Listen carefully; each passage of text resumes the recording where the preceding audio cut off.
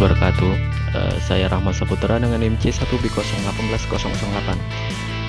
Saya dari kelas R001 mata kuliah pengembangan SDM dengan dosen pengampu Pak Hendrialdi SPD MM. Di sini saya akan menjelaskan materi tentang pengembangan SDM. Materi yang pertama yaitu tentang pengertian pengembangan SDM, yang kedua yaitu tentang ruang lingkup pengembangan SDM, yang ketiga yaitu metode pengembangan SDM, materi keempat yaitu tentang proses pengembangan SDM, dan materi yang terakhir yaitu manfaat dan tujuan pengembangan SDM.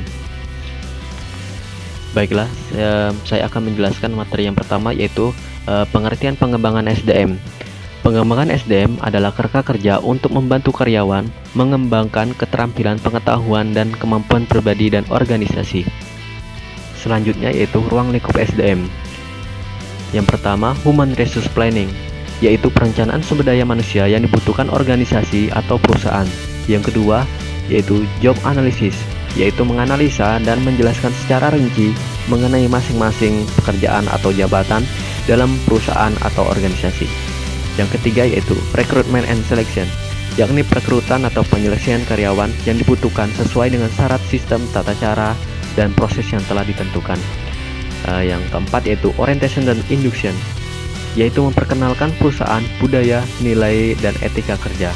Yang kelima yaitu Performance Appraisal, yaitu penilaian prestasi dan kinerja karyawan guna melakukan promosi, demosi, transfer, dan pemberhentian kerja. Yang keenam yaitu Compensation Planning and Remuneration, yaitu perencanaan dan pemberian kompensasi pada karyawan. Yang ketujuh yaitu Motivation, Welfare, Healthy and Safety, yaitu memotivasi, memperhatikan kesejahteraan, kesehatan, dan juga keselamatan karyawan.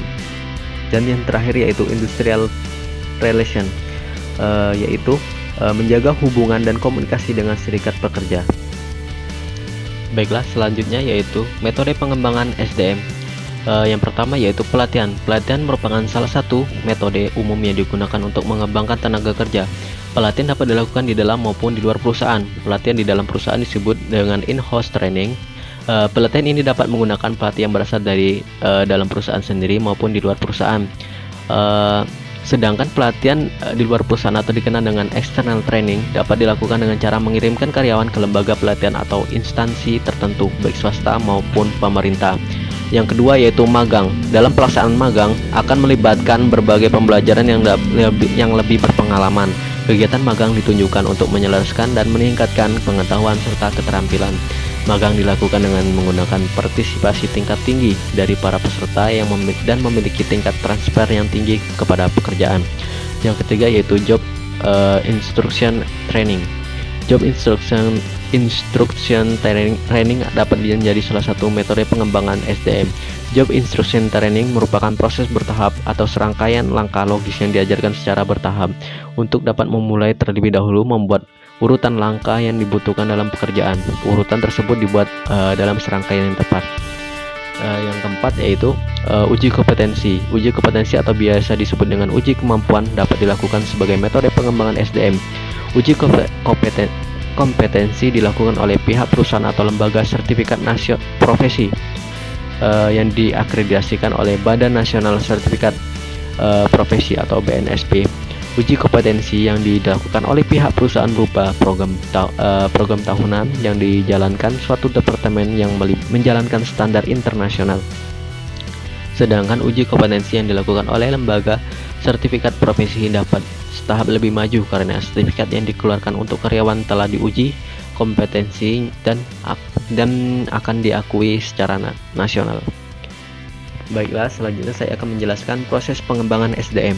Proses ini dimulai dengan merencanakan pengembangan SDM.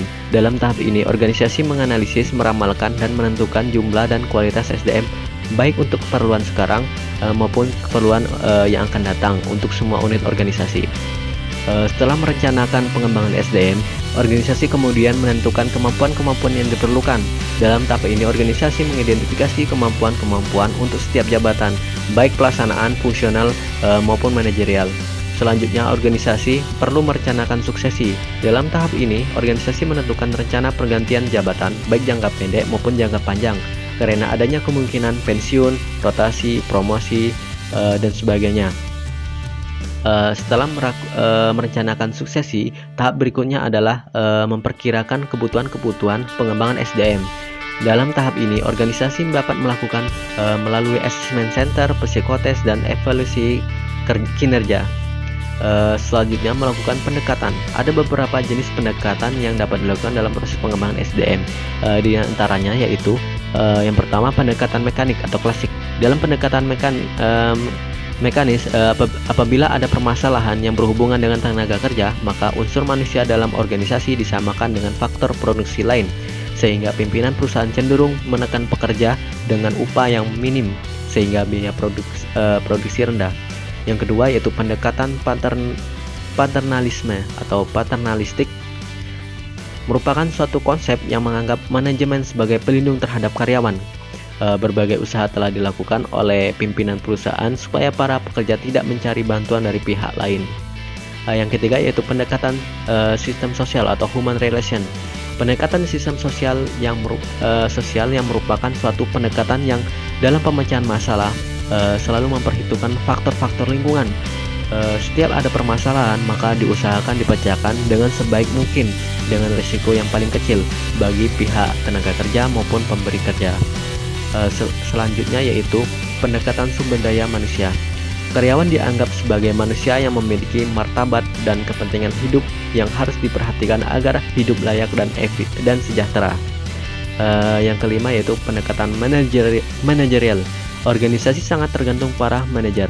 Kehidupan kerja dan prestasi karyawan sangat bergantung pada atasan langsung. Selanjutnya yaitu pendekatan proaktif. Manajemen sumber daya manusia dapat meningkatkan kontribusinya kepada karyawan, manajer, dan organisasi melalui antisipasinya terhadap masalah-masalah yang akan timbul. Bila tidak, masalah akan lebih sulit dipecahkan. Selanjutnya yaitu evaluasi pengembangan SDM. Aspek evaluasi pengembangan SDM dapat dikatakan sebagai puncak yang menentukan karena aktivitas yang berkaitan di dalamnya mencakup pengarahan upaya manusia dan sumber daya fisik suatu sistem. Seluruh lapisan organisasi terlibat dalam proses aktivitas evaluasi ini. Baiklah, selanjutnya materi yang terakhir yaitu manfaat dan tujuan pengembangan SDM. Manfaat pengembangan SDM yaitu yang pertama, agar pegawai dapat melakukan pekerjaan lebih efisien. Yang kedua, agar pengawasan lebih sedikit terhadap pegawai. Yang ketiga yaitu agar pegawai lebih cepat berkembang. Dan yang keempat yaitu menstabilisasi pegawai. Sedangkan tujuan pengembangan SDM yaitu yang pertama, mengurangi dan menghilangkan kinerja yang buruk.